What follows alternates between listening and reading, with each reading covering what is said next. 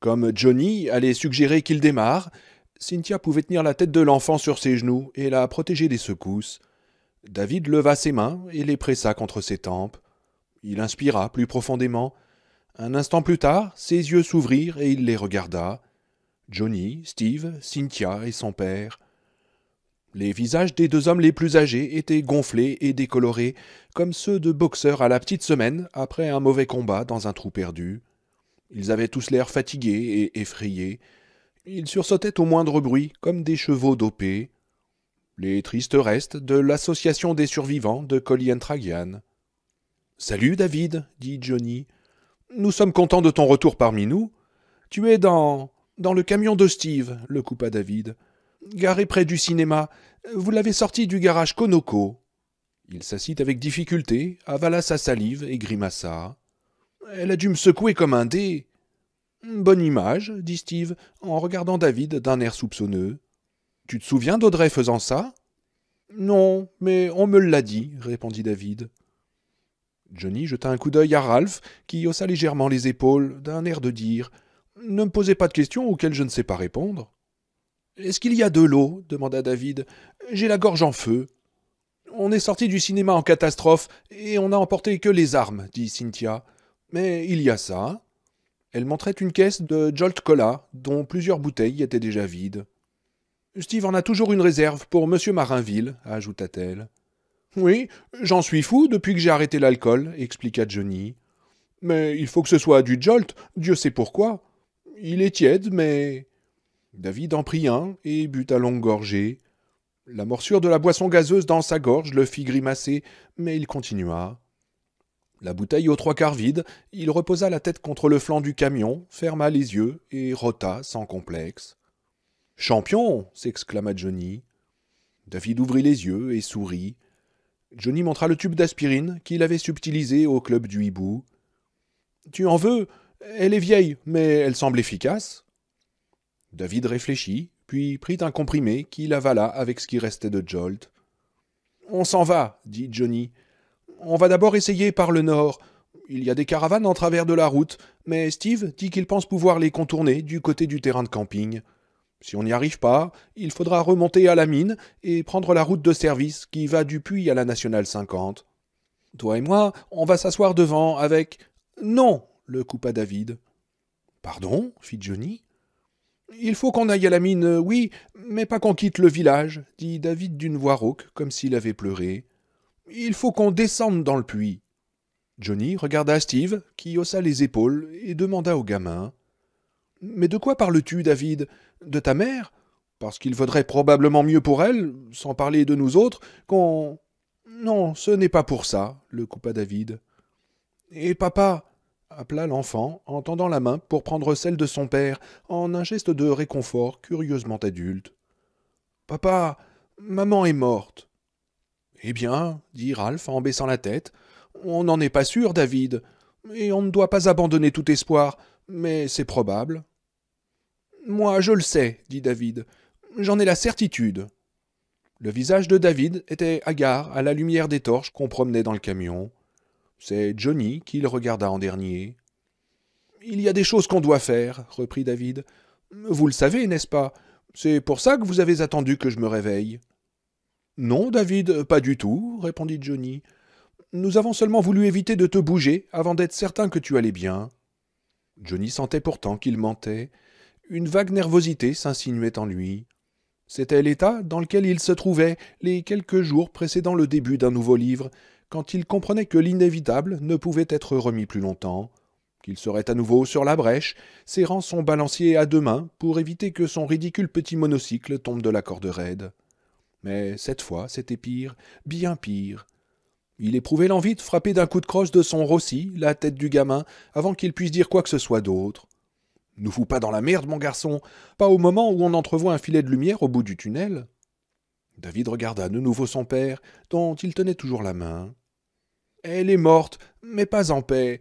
Elle ne peut pas l'être tant que Tac habite son corps. »« Et qui est Tac, David » demanda Cynthia. « Un des écureuils jumeaux, » répondit Johnny, d'une voix de dessin animé. « L'autre, c'est Tic. » David posa sur lui un long regard calme, et Johnny baissa les yeux. Il s'en voulait de se conduire ainsi, mais il ne pouvait s'en empêcher. Tac est un dieu, dit David, ou un démon, ou peut-être rien du tout, juste un nom, une syllabe sans signification, mais c'est un rien dangereux, comme une voix dans le vent. Mais peu importe, ce qui compte, c'est que ma mère repose en paix. Alors elle pourra rejoindre ma sœur enfin, là où on va après la mort. Mon garçon, ce qui importe, c'est qu'on parte d'ici, dit Johnny.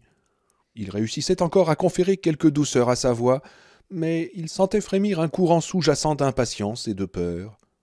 Une fois arrivé à Ely, on se mettra en contact avec la police d'État. Qu'est-ce que je dis? Avec le FBI? Il y aura 100 flics sur place et une douzaine d'hélicoptères en l'air dès midi, je te le promets. Mais pour le moment... Ma mère est morte, mais pas Marie, dit David. Elle est encore en vie, et elle est dans le puits. Mais, interrompit Cynthia, stupéfaite, comment sais-tu qu'elle est partie?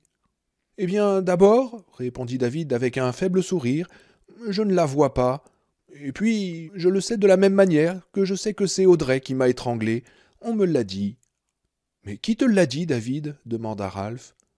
Je n'en sais rien, répondit l'enfant, curieusement pensif. Je ne sais même pas si c'est important. L'important, c'est ce qu'on m'a dit. Les choses vraies qu'on m'a dites. Je sais qu'elles étaient vraies. Bon, l'heure des histoires est terminée, mon petit, dit Johnny. Il y avait de l'irritation dans sa voix. Il l'entendit, mais ne put la réprimer. Était-ce surprenant?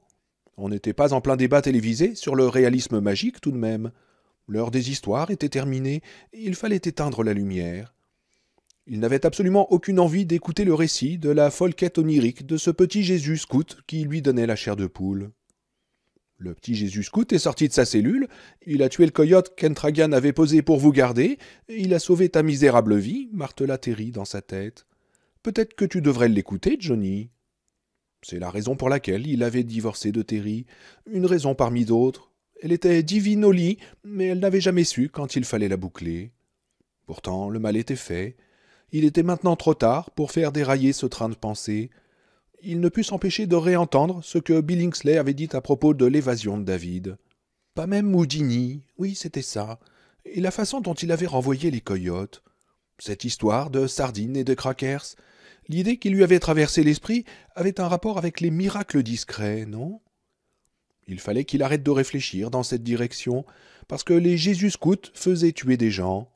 Regarde un peu Saint Jean-Baptiste ou ces religieux en Amérique du Sud. Pas même Houdini, à cause de la tête. Johnny se rendit compte qu'il était inutile d'en rajouter, ou de faire des claquettes mentales, ou, c'était le plus vieux truc de tous, d'utiliser différentes voix pour débattre de la question jusqu'à l'incohérence. La réalité était simple. Il n'avait plus seulement peur du flic ou des autres forces qui risquaient de se déchaîner dans ce village. Il avait aussi peur de David Carver. « Ce n'est pas vraiment le flic qui a tué ma sœur est l'époux de Marie, dit David. Il posa sur Johnny un regard qui lui rappela étrangement Terry. Ce regard l'amenait jadis à la frontière indécise de la folie. « Tu sais de quoi je parle ?» disait ce regard. « Tu le sais, exactement. Alors ne me fais pas perdre mon temps en te montrant délibérément obtus. Quelle que soit la personne à qui j'ai parlé pendant que j'étais inconscient, en fait, c'était Dieu. Seul Dieu ne peut aller vers les autres tel qu'il est. Il les ferait mourir de peur et n'arriverait à rien. Il se montre sous un autre aspect. Oiseau, colonne de feu, buisson ardent, bourrasque de vent. »« Ou une personne, dit Cynthia. Oui, c'est sûr, Dieu est le grand maître des déguisements. La patience de Johnny s'épuisa définitivement quand il entendit le ton approbateur de la maigrichonne. « Mais c'est complètement fou, hurla-t-il. Il faut qu'on parte. Est-ce que vous ne le voyez pas? On est garé au milieu de cette foutue Main Street, enfermé ici, sans une fenêtre à travers laquelle regarder. Il pourrait être n'importe où, derrière nos bons dieux de pneus, pourquoi pas. Lui, ou bien, je ne sais pas, des coyotes ou des busards. »« Non, il est parti, dit David d'une voix tranquille, en se penchant pour prendre une autre bouteille de Jolt dans la caisse. « Mais qui ?» demanda Johnny. « Entragian ?»« Le Cantac, répondit David. « Mais peu importe dans qui il est, Entragian ou ma mère, ou celui dans lequel il a commencé, c'est toujours le même. Toujours le Cantac, le grand Dieu, le gardien.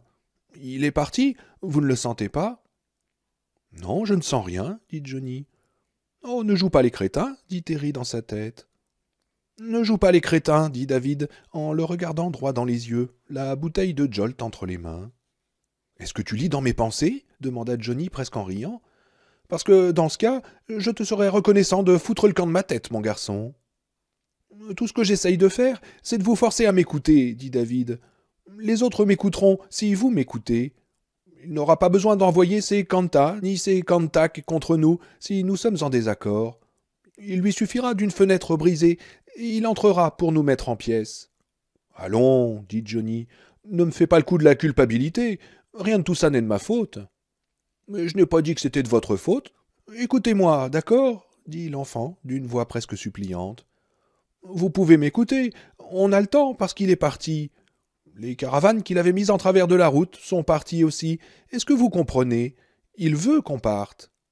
Ah bah génial, dit Johnny. Donnons-lui ce qu'il veut. Non, écoutons ce que David a à dire, dit Steve. Eh, je crois que t'oublies qui te paye, Steve, dit Johnny. Il se méprisa pour ces paroles dès qu'elles furent sorties de sa bouche, mais il ne fit aucun effort pour les retirer. Son désir de partir, de bondir au volant du rider et de parcourir des kilomètres, dans n'importe quelle direction sauf le sud, était maintenant si puissant qu'il frôlait la panique. Tu m'as demandé d'arrêter de t'appeler patron, dit Steve, et je m'y tiens. Mais Marie, demanda Cynthia, David dit qu'elle est en vie. Johnny se tourna pas seulement vers elle, il fondit sur elle. Si vous voulez boucler votre valise et voyager sur Air Paradis avec David, je crois que je vais vous laisser ma place. On va l'écouter, dit Ralph d'une voix grave. Johnny le regarda, stupéfait. La dernière personne qu'il aurait cru devoir combattre était bien le père de David. Il est tout ce que j'ai, avait dit Ralph dans le hall de l'Ouest américain. Tout ce qui me reste de ma famille. Johnny regarda les autres, et il fut stupéfait de constater qu'ils étaient d'accord. Il était seul dans le camp adverse, et Steve avait les clés du camion dans sa poche. Pourtant, c'était surtout lui que l'enfant regardait, comme c'était surtout lui, John Edward Marinville, que les gens avaient regardé depuis qu'il avait publié son premier roman, à l'âge exceptionnellement précoce de 22 ans. Il pensait s'y être habitué, et peut-être était-ce le cas, mais cette fois c'était différent. Il avait dans l'idée qu'aucun des autres, professeurs, lecteurs, critiques, éditeurs et compagnons de beuverie, femmes, n'avait jamais attendu de lui ce que cet enfant lui demandait. Et ce n'était pas seulement d'écouter. Écouter, Johnny en avait bien peur, ne serait que le début. Les yeux ne se contentaient pas de le regarder, ils le suppliaient. « Oh, compte pas sur moi, mon garçon. Quand on laisse les gens comme toi piloter, l'avion finit toujours par s'écraser, pensait-il. Mais si David n'avait pas été là, je crois que ton avion personnel se serait déjà écrasé, dit Terry dans sa tête. Je crois que tu serais mort et suspendu à un crochet quelque part. Écoute-le, Johnny, pour l'amour du ciel, écoute. D'une voix plus grave, Johnny demanda. Entragian est parti, tu en es sûr? Oui, et les animaux aussi, dit David. Les coyotes et les loups, il a dû en falloir des centaines, ont écarté les roulottes de la route. Ils les ont fait basculer sur le côté, et maintenant la plupart se sont éloignés dans le Mi-Him, le cercle du guetteur. Il but une gorgée de Jolt. La main qui tenait la bouteille tremblait légèrement. Il les regarda chacun à leur tour, mais c'est sur Johnny que revinrent ses yeux. Toujours Johnny. Il veut la même chose que vous, qu'on parte, ajouta-t-il. Mais alors, pourquoi nous a-t-il amenés ici demanda Johnny. Mais il ne l'a pas fait, dit David. Quoi? Il croit qu'il l'a fait, mais c'est pas vrai. Mais je n'ai pas la moindre idée de ce que tu... commença Johnny. C'est Dieu qui nous a amenés, le coupa David, pour l'arrêter. Dans le silence qui suivit, Steve se rendit compte qu'il tendait l'oreille vers l'extérieur. Il n'y avait plus de vent. Il crut entendre un avion au loin, des gens sains en route vers quelque destination saine, en train de dormir, de manger ou de lire l'US News and World Report, mais c'était tout. C'est Johnny qui brisa le silence, bien sûr, et bien que sa voix fût aussi confiante qu'à l'ordinaire, il y avait dans ses yeux quelque chose de fuyant que Steve n'aima pas beaucoup. Il se dit qu'il préférait son regard affolé, les grands yeux et la grimace terrifiée à la Clyde Barrow quand il avait pointé son arme sur l'oreille du cougar et lui avait fait sauter la cervelle. Steve savait très bien qu'il y avait en Johnny une sorte de joyeux hors-la-loi. Il en avait décelé la trace dès le début de la tournée, et il savait que c'était au hors-la-loi que Bill Harris pensait quand il avait énoncé les 5 commandements dans le bureau de Jack Appleton. Mais Clyde Barrow semblait s'être retiré pour laisser toute la place à l'autre Marinville, celui qui débitait une rhétorique creuse à la William Buckley en soulevant un sourcil sarcastique. Tu fais comme si nous avions tous le même Dieu, David, dit Johnny. Je ne veux pas avoir l'air de te faire la leçon, mais je doute fort que ce soit le cas. Mais si, répondit calmement David. Face à Tac, vous auriez le même Dieu qu'un roi cannibale. Vous avez vu les Kanta, je sais que vous les avez vus, et je sais que vous avez senti ce qu'ils peuvent faire. La bouche de Johnny se tordit. Steve pensa que cela signifiait que le gosse avait marqué un point, mais que Johnny ne voulait pas l'admettre. C'est peut-être vrai, dit Johnny, mais la personne qui m'a amené ici, moi, était très loin de Dieu. C'est un grand policier blond, avec des problèmes de peau. Il a planqué un sac d'herbe dans mes sacoches, et ensuite il m'a roué de coups. Oui, je sais, dit David. La drogue venait de la voiture de Marie. Et il avait disposé des sortes de clous sur la route pour nous avoir. C'est drôle quand on y pense. Je veux dire, bizarre. Il est passé dans Désolation comme une tornade. Il a tiré sur les gens, il leur a donné des coups de couteau, il les a battus à mort, il les a défenestrés, il les a écrasés avec sa voiture, mais il n'a pas été capable de venir vers nous, vers aucun de nous, et de nous menacer simplement de son arme en disant « Suivez-moi ». Il a à chaque fois trouvé un... Je ne connais pas le mot, dit-il en regardant Johnny. Un prétexte proposa l'ancien patron de Steve. Oui, c'est ça, dit David, un prétexte. C'est comme dans les vieux films d'horreur, le vampire ne vient pas de lui-même, il faut qu'il soit invité. Mais pourquoi demanda Cynthia. Peut-être parce qu'Entragian, le véritable Entragian, était toujours dans sa tête, répondit David. Comme une ombre, ou comme une personne qui est enfermée chez elle, mais peut toujours regarder par les fenêtres et cogner sur les portes.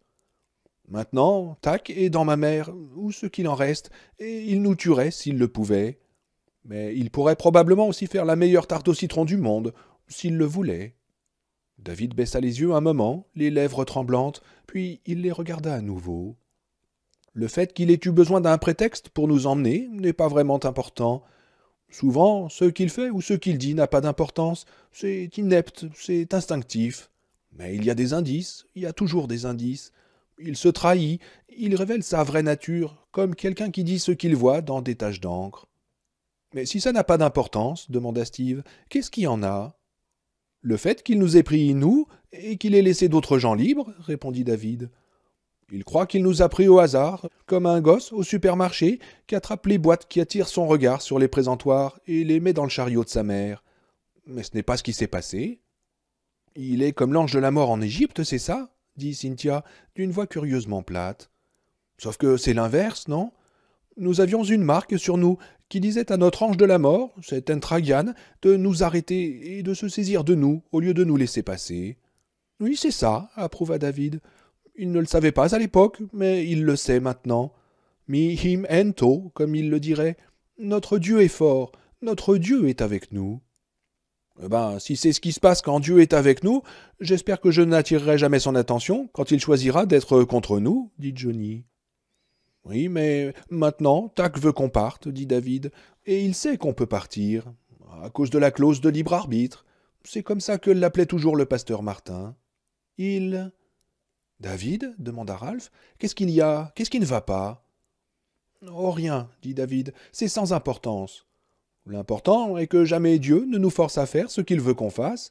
Il nous le dit, c'est tout, et puis il s'efface et il regarde ce qui se passe. Un jour, la femme du pasteur Martin est venue écouter pendant qu'il me parlait de la clause du libre arbitre. Elle a dit que sa mère avait un dicton à ce sujet. Dieu dit « Prenez ce que vous voulez et payez-le ». Tac a ouvert la porte qui mène à la nationale 50, mais ce n'est pas là que nous sommes censés nous rendre. Si nous y allons, si nous quittons Désolation sans faire ce que Dieu nous a envoyé faire ici, nous en paierons le prix. Il regarda le cercle de visages autour de lui, et une fois de plus s'arrêta sur celui de Johnny Marinville.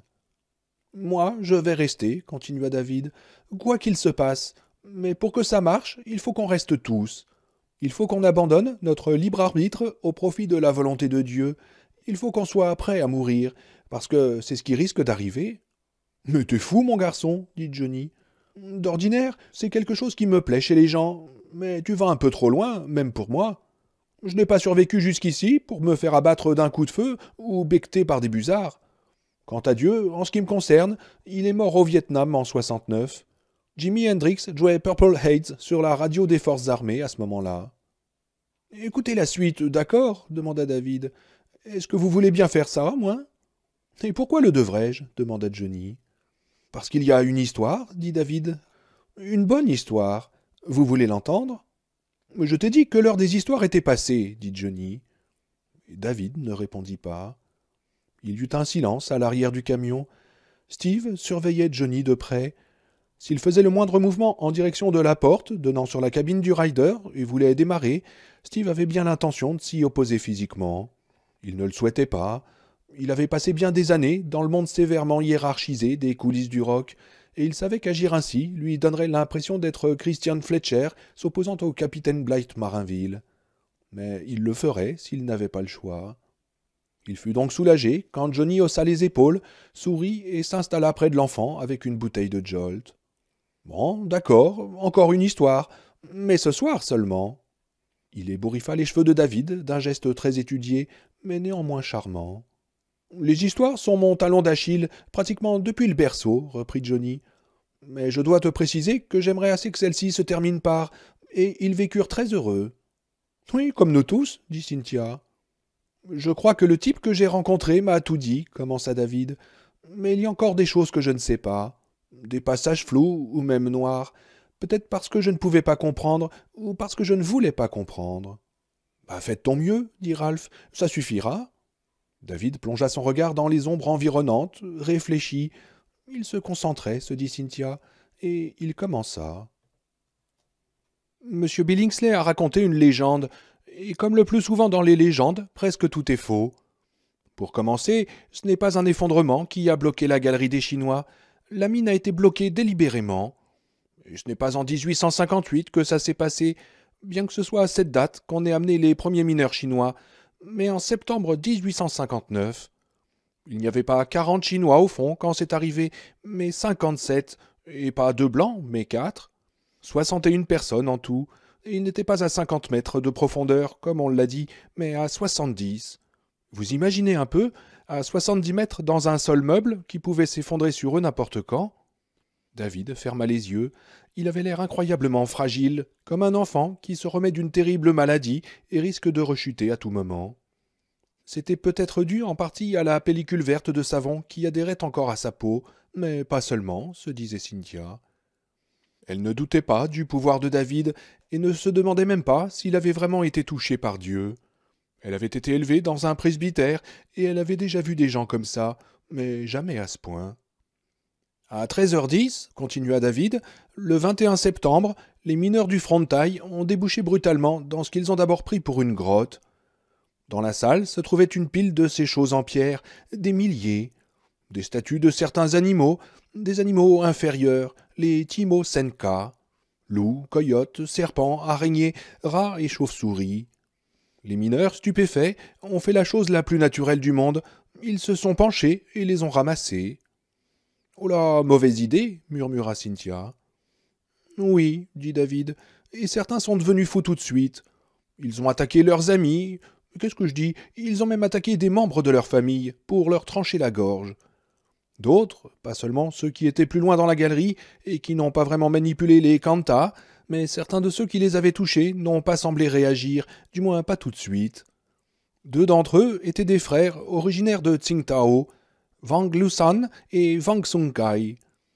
Tous deux ont regardé par l'ouverture de la grotte, qui était en fait comme une salle souterraine, ronde comme le fond d'un puits. Les murs étaient faits de têtes, ces têtes d'animaux en pierre, les têtes des Kantak, je crois, mais je n'en suis pas certain. Il y avait un petit édifice sur un côté, le Pirinmo. Je ne sais pas ce que ça veut dire, je suis désolé. Et au milieu, un trou rond de 4 mètres de diamètre, comme un œil gigantesque, ou un autre puits, un puits dans un puits, comme les statues, qui sont pour la plupart des animaux, avec d'autres animaux dans la bouche à la place de la langue. Kantak dans Kanta, ou Kanta dans Kantak. Ou caméra en caméra, dit Marinville. Il avait dit cela en levant un sourcil, signe qu'il plaisantait, mais David le prit au sérieux. Il hocha la tête et frissonna. « C'était la place de Tak, dit David. Ligny, le puits des mondes. » Je ne comprends pas, dit doucement Steve. Mais David l'ignora. Il semblait toujours s'adresser à Marinville. La force du mal de Ligny s'insinue dans les cantas de la même façon que le minerai remplit le sol. Elle est insufflée dans la moindre particule, comme de la fumée, et c'est ainsi qu'elle a rempli la salle dont je parle. Ce n'est pas de la fumée, mais la fumée est la meilleure image pour s'en faire une idée. Les mineurs en ont été affectés à différents niveaux, comme lors d'une épidémie. Ceux qui sont devenus fous tout de suite se sont attaqués aux autres. Le corps de certains s'est transformé comme celui d'Audrey à la fin. C'était le cas de ceux qui avaient touché les cantas. Ils en avaient parfois pris plusieurs poignées à la fois avant de les poser pour pouvoir, vous savez, attaquer les autres. Certains avaient entrepris d'élargir le trou entre la galerie et la salle, d'autres s'y glissaient à plat ventre. Certains avaient l'air ivres, d'autres semblaient souffrir de convulsions. Certains couraient vers le puits et se jetaient dedans en riant. Les frères Wang virent un homme et une femme en train de baiser, j'utilise ce mot parce qu'ils ne faisaient pas l'amour au sens où on l'entend, avec une de ces statues entre eux, entre leurs dents. Cynthia échangea un regard stupéfait avec Steve. Dans la galerie, continua David, les mineurs se frappaient à coups de pierre ou se marchaient les uns sur les autres pour tenter d'arriver au trou en premier. J'ai vu cette scène, dit-il en regardant les autres d'un air sombre. C'était drôle, comme les Dalton à la télévision, et ça rendait les choses encore pires que ce soit drôle. Vous comprenez ? Oui, je comprends très bien, David, dit Marinville. Vas-y, continue. Les deux frères l'ont senti autour d'eux, continua David, ce qui émanait de la salle, mais pas comme quelque chose qui aurait été en eux, pas à ce moment-là. Un des cantas était tombé aux pieds de Lushan. Il s'est baissé pour le ramasser, et Sunkai l'a écarté. À ce moment, ils étaient probablement les seuls encore sains d'esprit. La plupart de ceux qui avaient été contaminés tout de suite étaient morts, et il y avait une chose, comme un serpent de fumée, qui sortait du trou. Ça produisait un bruit grinçant, et les frères se sont enfuis. Un contremaître blanc descendait la galerie en courant, et il avait une arme à la main. « Qu'est-ce que c'est que tout ce raffut, les Shintok » a-t-il demandé. Cynthia eut un frisson. Elle tendit la main vers Steve, et fut soulagée qu'il refermât ses doigts sur les siens. L'enfant n'avait pas seulement imité la voix grossière d'un petit chef, en fait il avait parlé avec la voix de quelqu'un d'autre. « Allez les bridés, retournez travail maintenant, si vous pas vouloir balle dans bide. » Mais c'est lui qui a pris une balle. Lushan l'avait saisi par le cou, et Sunkai lui a arraché son arme. Il lui a posé le canon ici, dit David, en pointant son index sous sa mâchoire. Et il a fait sauter la cervelle du type. Mais David, est-ce que tu sais ce qu'il pensait en faisant ça demanda Marinville. Est-ce que ton ami du rêve a pu t'emmener aussi loin? Oh, j'ai surtout vu, dit David. Ces cantas avaient dû quand même les contaminer, dit Ralph. Sinon, il n'aurait jamais tué un blanc, même s'il se passait des choses graves, même s'il voulait à tout prix s'échapper. Oui, peut-être, dit David. Mais Dieu était en eux aussi, je crois, de la même façon qu'il est en nous maintenant. Dieu pouvait les amener à faire son œuvre, qu'ils soient mi-entak ou non, parce que mi-imento, notre Dieu est fort. Vous comprenez? Je crois que oui, dit Cynthia. Mais qu'est-il arrivé ensuite, David? Eh bien, les frères sont remontés, poursuivit David, menaçant de l'arme du contremaître tous ceux qui tentaient de les retenir ou même de les ralentir. Il n'y en eut pas beaucoup. Même les autres blancs ne leur accordèrent qu'un rapide coup d'œil quand ils les virent s'enfuir. Ils voulaient tous voir ce qui se passait, ce que les mineurs avaient trouvé. Ça les attirait, vous voyez. Vous comprenez vraiment, n'est-ce pas? Les autres hochèrent la tête. Et à une vingtaine de mètres de l'entrée de la fendue, les frères Wang se sont arrêtés et se sont mis au travail sur le mur suspendu.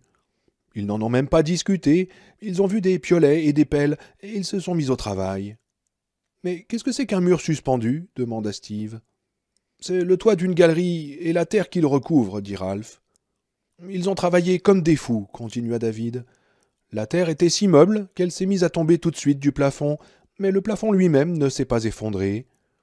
Les cris, les hurlements et les rires venaient d'en bas.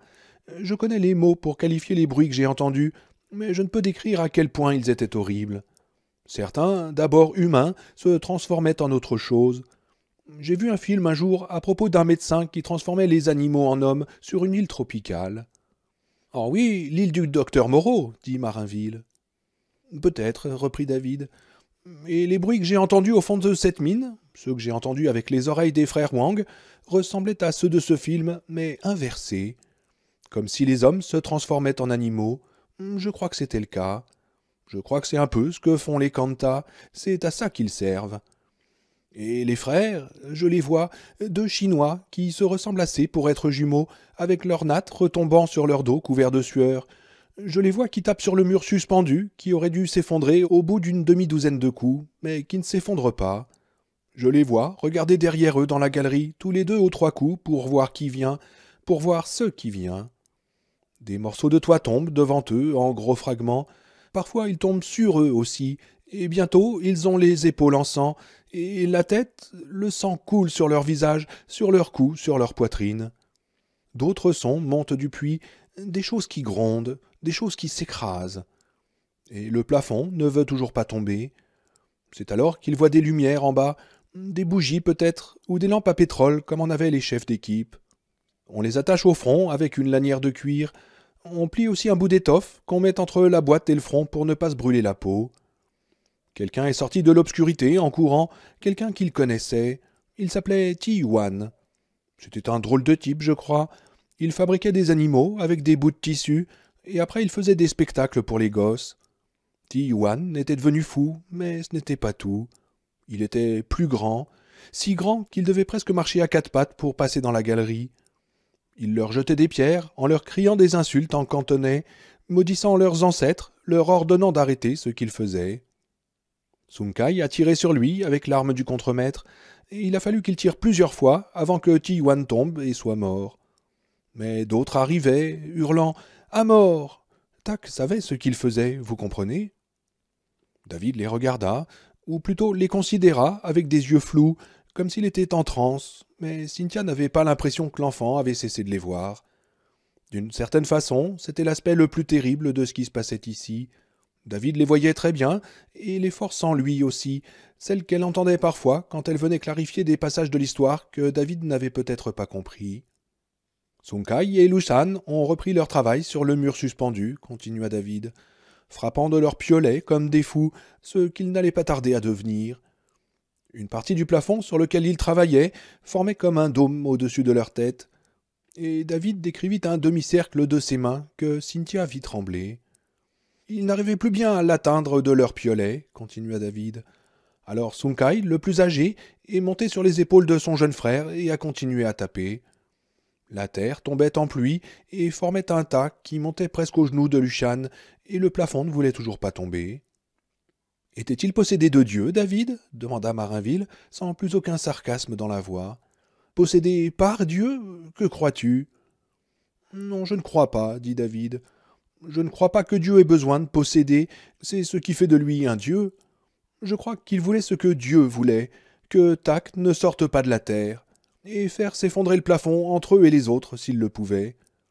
Enfin, ils voyaient les lampes qui venaient du fond de la mine, ils entendaient les gens crier, toute une meute de gens.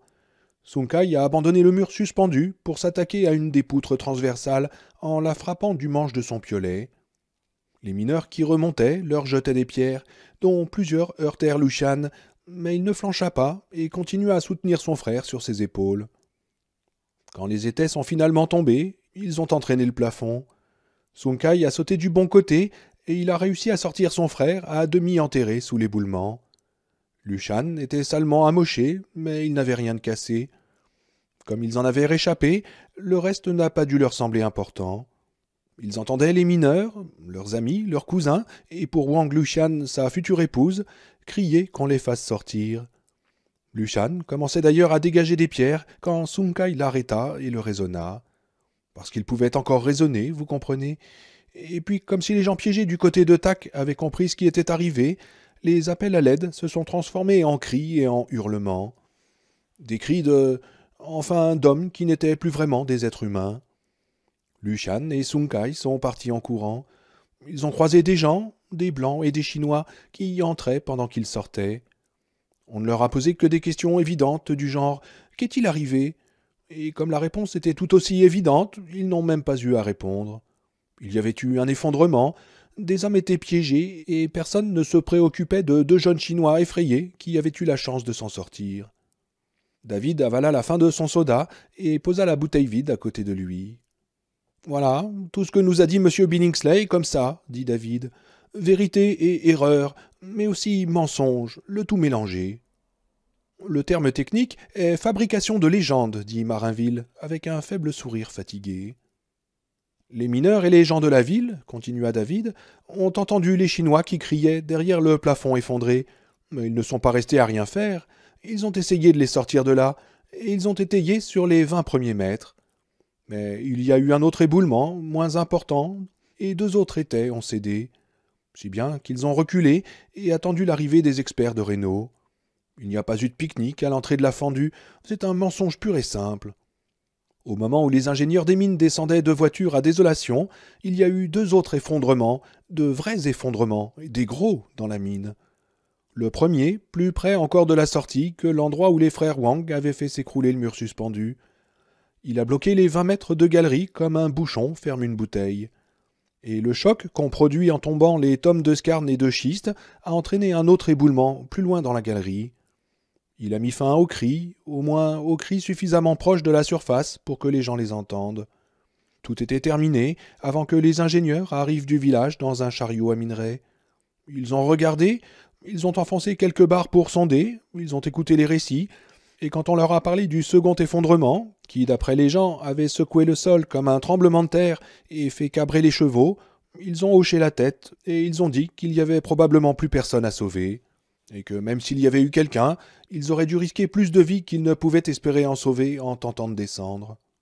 Oui, et ce n'étaient que des Chinois, dit Steve. Oui, très juste, dit David, des petits Shintok. Monsieur Billingsley avait raison sur ce point. Et pendant ce temps, les 2 jeunes Chinois qui s'étaient échappés étaient partis dans le désert, près de Rose Rock, et ils devenaient fous. Ça avait fini par les atteindre, vous voyez, par les rattraper. Il s'est écoulé presque 2 semaines avant qu'ils reviennent à Désolation, pas 3 jours. En revanche, c'est bien au Lady Day qu'ils sont entrés. Vous voyez comme la vérité s'est mélangée au mensonge. Mais ils n'ont tué personne. Sun Kai a brandi l'arme du contremaître, qui était vide, et ça a suffi. Une bande de mineurs et de cow-boys s'est emparée d'eux. Ils n'avaient plus de vêtements, à part le tissu qui leur servait de slip. Ils étaient couverts de sang, et les hommes du Lady Day ont pensé que c'était le sang de tous les gens qu'ils avaient assassinés, mais c'était faux. Ils étaient allés dans le désert, appelant à eux les animaux, comme Tak a appelé le cougar que vous avez abattu, monsieur Marinville. Sauf que les frères Wang ne voulaient rien leur demander de semblable, ils voulaient seulement manger. Et ils ont mangé tout ce qui venait, chauve-souris, busards, araignées, serpents à sonnette. David leva une main tremblante jusqu'à son visage et s'essuya d'abord l'œil gauche, puis le droit. J'ai eu beaucoup de peine pour les frères Wang. J'ai un peu l'impression de les connaître, de savoir ce qu'ils ont ressenti. Quel soulagement ils ont dû éprouver quand la folie s'est finalement emparée d'eux et qu'ils n'ont plus eu à penser. Ils auraient pu rester toute leur vie au pied des montées Satoya, je crois, mais ils étaient tous ce dont disposait Tak, et Tak a toujours faim.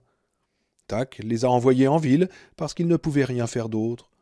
L'un d'eux, Sun Kai, a été tué très vite au Lady Day. Lu Shan a été pendu 2 jours plus tard, presque à l'endroit où ses 3 bicyclettes étaient retournées dans la rue. Vous vous rappelez? Il a hurlé dans la langue de Tak, la langue de l'informe jusqu'à la fin. Il a arraché la cagoule de sa tête, si bien qu'on l'a pendu tête nue. Eh ben, mon Dieu, tu parles d'une affaire s'exclama Marinville d'un ton rigolard. Il sait vous récompenser, hein, David? Dieu est cruel, dit David d'une voix presque inaudible. Quoi? Demanda Marinville. Qu'est-ce que t'as dit? Oh, vous le savez, répondit David. Mais la vie, ça ne consiste pas à contourner les chagrins. C'est une chose que vous saviez avant, monsieur Marinville, non? Marinville tourna les yeux vers le coin sombre du camion et ne dit rien.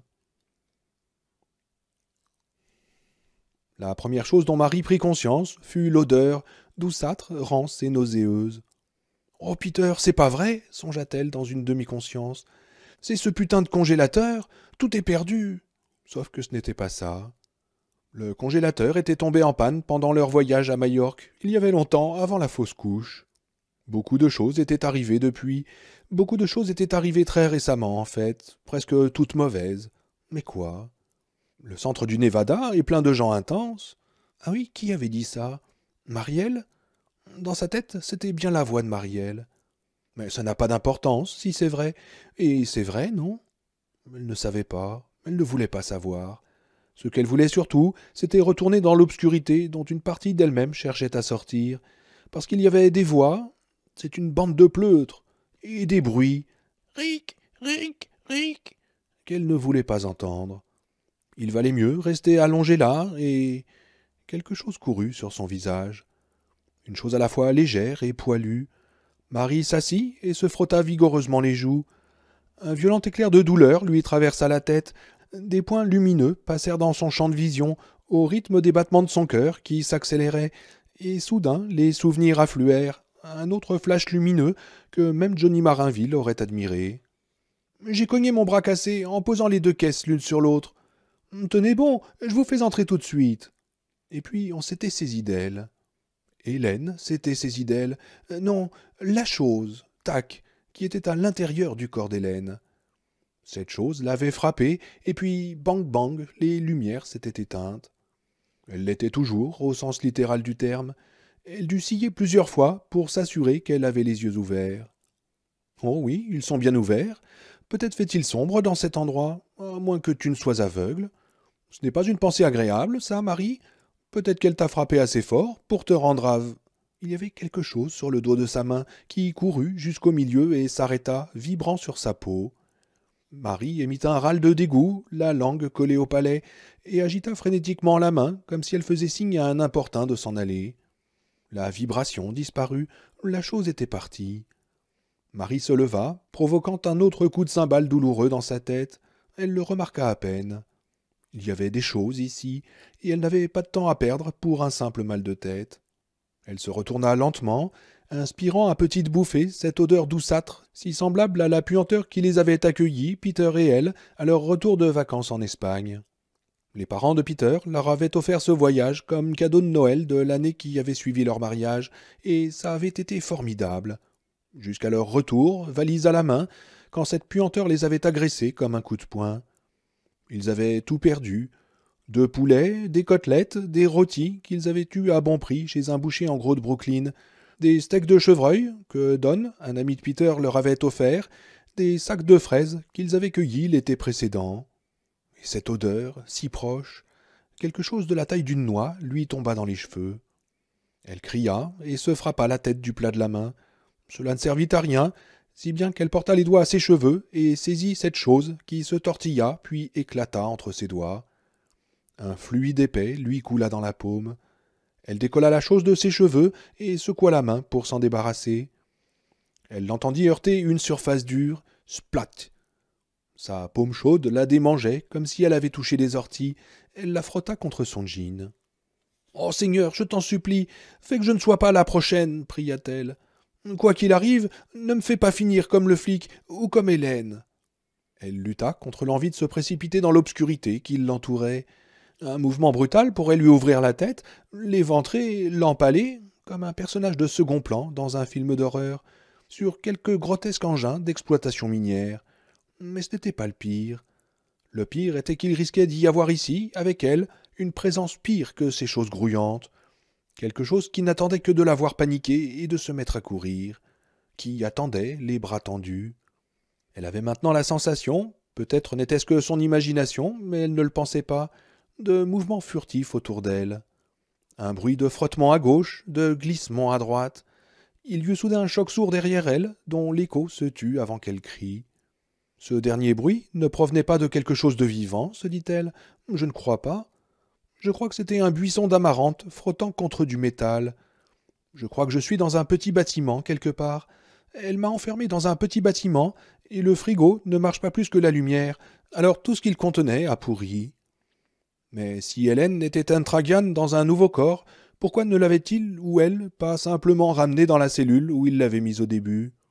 Peut-être parce que il ou elle avait peur que les autres ne l'y retrouvent et ne la fassent évader à nouveau. C'était une raison aussi plausible qu'une autre, et elle recelait au moins une lueur d'espoir. Marie s'y raccrocha et avança lentement, entraînant les pieds, les mains tendues devant elle. Il lui sembla marcher ainsi très longtemps, des années. Elle ne cessait de s'attendre à ce que quelque chose d'autre la touche, ou au moins se manifeste. Ça courut sur sa chaussure. Marie se figea, et finalement la chose s'en alla. Mais ce qui vint ensuite était pire, un faible crépitement sec dans l'obscurité sur sa gauche. Pour autant qu'elle sache, il n'y avait qu'une seule chose susceptible de produire ce son de crécelle. Le bruit ne s'arrêta pas complètement, mais sembla s'estomper, comme le crissement d'une cigale par une chaude après-midi d'août. Le frottement sourd recommença, et cette fois elle en fut certaine, c'était un buisson frottant contre du métal. Elle était dans un des bâtiments de la mine, peut-être le baraquement dans lequel Steve et la fille aux cheveux tricolores, Cynthia, avaient vu la petite statue de pierre qui les avait tant effrayés. « Continue d'avancer, pensa-t-elle. « Mais je ne peux pas, il y a un serpent à sonnette, et peut-être plus d'un, sûrement plus d'un. Oh, ce n'est pas tout ce qu'il y a ici, tu ferais mieux de bouger, Marie. » Sa paume battait furieusement à l'endroit où la chose prise dans ses cheveux avait éclaté. Son cœur résonnait dans ses oreilles. Elle reprit sa progression, aussi lentement qu'elle le pouvait, main tendue devant elle. Des idées et des images terribles lui traversèrent l'esprit. Elle vit des serpents, gros comme des câbles à haute tension, pendant d'une charpente au-dessus de sa tête, leurs mâchoires munies de crochets grandes ouvertes, leurs langues fourchues frémissantes. Elle foncerait droit dessus, et ne le saurait pas avant qu'ils la mordent au visage, lui injectant leur venin droit dans les yeux. Elle vit le démon du placard de son enfance, un monstre qu'elle avait appelé Jack la Pomme, elle ne savait pas pourquoi. Installé dans un coin, son visage sombre et difforme comme aspiré de l'intérieur, grimaçant, attendant qu'elle se jette dans ses bras meurtriers. Sa dernière sensation serait l'odeur aigre de son corps, pour l'instant masquée par la puanteur de la pourriture, tandis qu'il l'étoufferait contre lui, en lui couvrant le visage de baisers mouillés et avides d'adultes pervers. Elle vit accroupi dans un coin un cougar, comme celui qui avait tué le pauvre vieux Tom Billingsley. Elle vit Hélène, qui tenait un crochet à la main et arborait un petit sourire patient et venimeux, attendant simplement que Marie soit assez proche pour la harponner. Elle vit surtout des serpents à sonnette. Et ses doigts sentirent quelque chose. Elle retint sa respiration et faillit reculer, mais c'était seulement par nervosité. La chose était dure et sans vie, un bord rectiligne à hauteur de son torse. Une table, couverte d'une toile cirée, probablement. Elle fit glisser ses doigts dessus et se força à s'arrêter quand une des choses grouillantes la toucha. Elle passa sur le dos de sa main et monta vers le poignet, sûrement une araignée, puis partit. Marie continua son inspection, et une autre de ces choses prit le relais, un peu dans le genre de ce qu'Audrey appelait les spécimens de la vie sauvage. Mais c'était pas une araignée, cette chose avait des pinces et une surface dure. Marie se força à rester immobile, mais ne put retenir un gémissement sourd, désespéré. La sueur envahissait son front et ses joues, elle lui piquait les yeux. Puis la chose sur sa main lui infligea un petit pincement et partit. Elle l'entendit cliqueter sur la table. Marie continua à déplacer ses mains sur la surface, résistant à la clameur de son esprit qui exigeait qu'elle les retire. Si elle les retirait, que faire d'autre? Rester debout tremblante dans le noir, jusqu'à ce que les bruits indéfinissables autour d'elle la rendent folle, et qu'elle se mette à tourner en rond, au point de perdre à nouveau conscience? Il y avait une assiette, non, un bol, avec quelque chose dedans. De la soupe solidifiée? Ses doigts tâtèrent à l'intérieur et sentirent une cuillère. Oui, de la soupe. Elle continua, toucha ce qui aurait pu être une salière ou une poivrière, puis arriva à quelque chose de doux et de mou. Elle se souvint soudain d'un jeu auquel elle jouait avec ses amis quand elle était petite, à Mamaroneck, un jeu pour jouer dans le noir. On faisait passer une assiette de spaghettis et on disait « Ce sont les boyaux du mort !» Et on faisait passer de la gelée de fruits et on disait « C'est la cervelle du mort !» Sa main heurta un objet dur et cylindrique qui tomba avec un bruit qu'elle reconnut aussitôt, ou qu'elle espéra reconnaître, des piles qui s'entrechoquent dans le manche d'une lampe torche. « Oh Seigneur, par pitié, se dit-elle en recherchant à tâtons la torche, je t'en supplie, fais que ce soit bien ce que je crois. » Le bruit à l'extérieur retentit à nouveau, mais elle l'entendit à peine. Sa main toucha un morceau de viande froide. C'est la tête du mort, mais elle le sentit à peine. Son cœur cognait dans sa poitrine, sa gorge, ses sinus. Là, oui, c'est là. Du métal froid et lisse. Il tenta d'échapper à son emprise, mais elle le serra fort. Oui, une torche. Elle sentait le bouton contre la peau entre son pouce et son index. Pourvu qu'elle marche, Seigneur, pourvu qu'elle marche. Elle pressa le bouton. La lumière jaillit en un cône brillant, et les battements de son cœur s'arrêtèrent net dans ses oreilles pendant un moment. Tout s'arrêta net. La table était longue, couverte de matériel de laboratoire et d'échantillons de roche d'un côté et d'une nappe à carreaux de l'autre. Cette extrémité de la table avait été dressée pour un repas, avec un bol de soupe, une assiette, des couverts et un verre d'eau. Une grosse araignée noire était tombée dans le verre d'eau et agitait ses pattes en vain. Le sablier rouge sur son ventre apparaissait parfois. D'autres araignées, presque toutes des veuves noires, grouillaient sur la table. Parmi elles, des scorpions qui avançaient et reculaient comme à la parade, l'aiguillon replié sur leur dos. Au bout de la table était assis un grand homme chauve vêtu d'un t-shirt de la compagnie minière Diablo. Il avait été abattu d'un coup de feu dans la gorge, à bout portant. Le contenu du bol dans lequel elle avait plongé les doigts n'était pas de la soupe, mais le sang coagulé de cet homme. Le cœur de Marie redémarra, lui envoyant dans la tête son propre sang en jet, comme un piston, et tout à coup le cône jaune de lumière rougit et faiblit. Elle entendit un chant aigu et doux dans ses oreilles. « Ne t'évanouis pas, pas question !» Le rayon de lumière pivota à droite.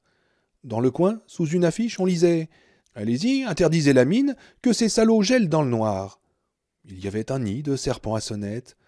Elle fit glisser le rayon le long du mur métallique, par-delà des colonies d'araignées. Certaines veuves noires étaient grosses comme sa main, et atteignit un autre coin plein de serpents.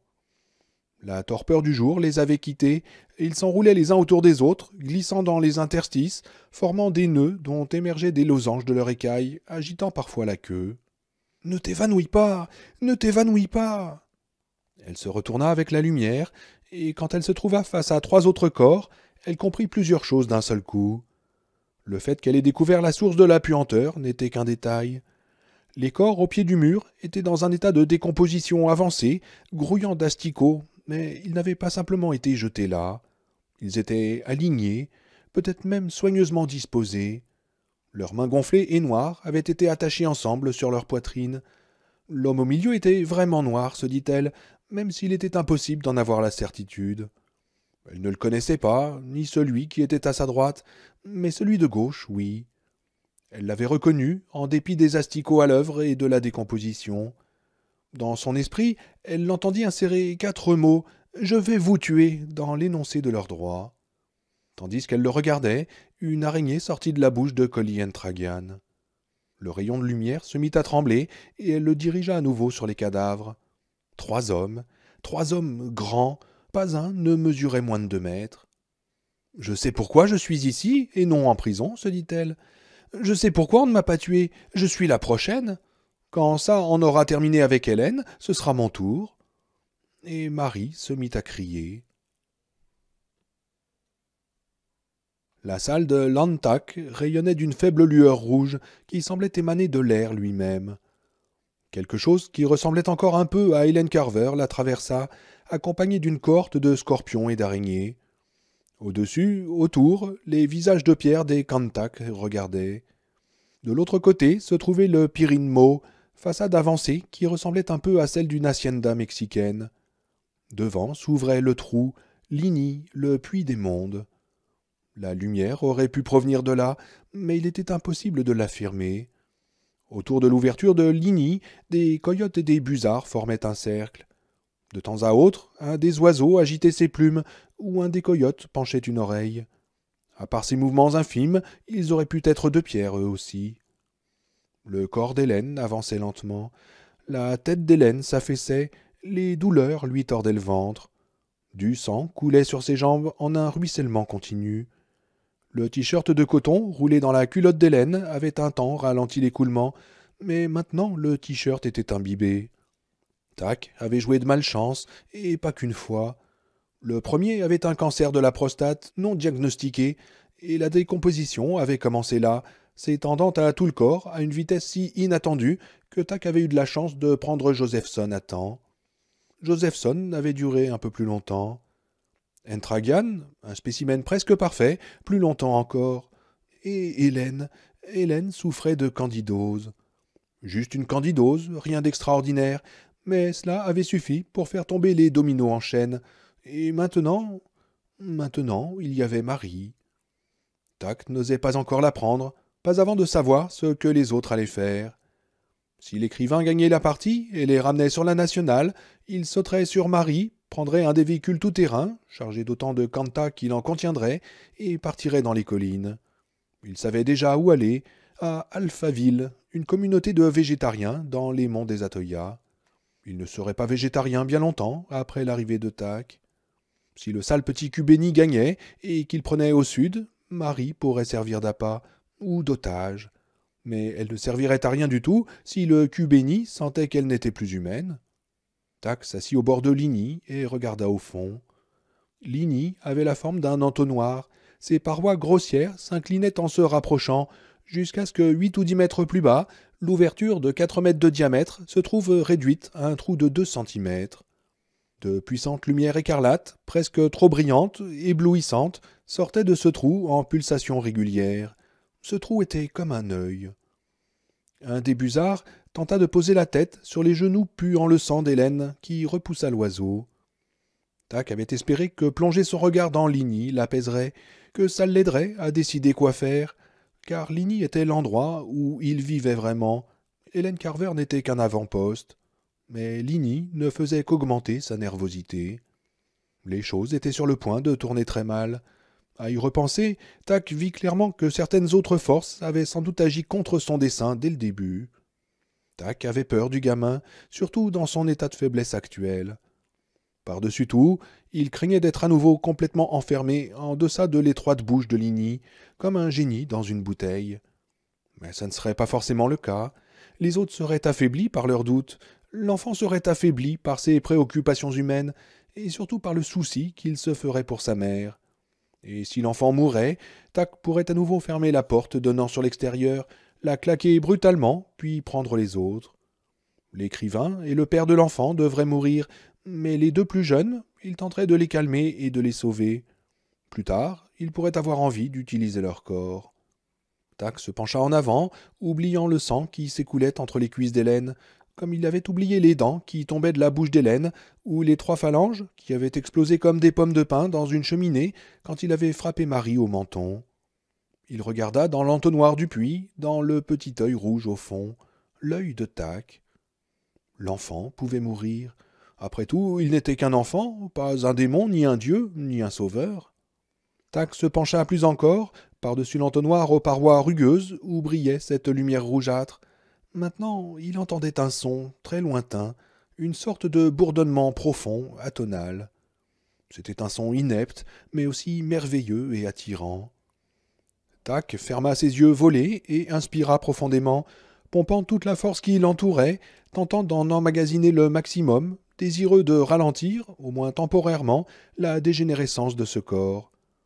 Tak aurait besoin d'Hélène encore quelque temps, et puis maintenant il sentait la paix de Ligny, enfin. Tak, murmura la créature dans l'obscurité. Tak ento ini, tak a la, tak a wan. Tak redevint silencieux. D'en bas, tout au fond du silence rouge et bourdonnant de Ligny, monta le son mouillé de quelque chose qui glissait, qui glissait.